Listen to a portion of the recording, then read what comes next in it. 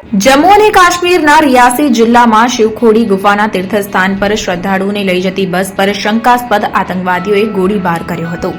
પોલીસની ટીમો ઘટના સ્થળે પહોંચી ગઈ છે. આ ઘટનામાં જાનહાનિ થવાની આશંકા છે. મળતી માહિતી મુજબ શંકાસ્પદ આતંકવાદીઓના ગોળીબારમાં 10 લોકોના મોત નીપજ્યા છે. આ આતંકવાદીઓનું એ જ જૂથ છે જે રાજૌરી, પૂંછ અને રિયાસીના ઉપરના વિસ્તારોમાં છુપાયેલું છે. રિયાસી એસપીએ સ્થળાંતર પ્રક્રિયાની દેખરેખ રાખી અને ઘાયલોને અલગ અલગ હોસ્પિટલમાં મોકલ્યા.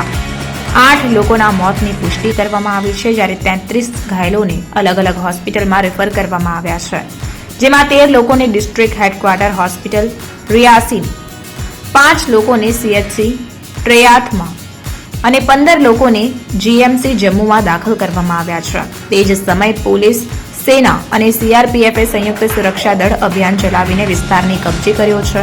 હુમલાખોરો સુધી પહોંચવા માટે બહુપક્ષીય ઓપરેશન શરૂ કરવામાં આવ્યું છે.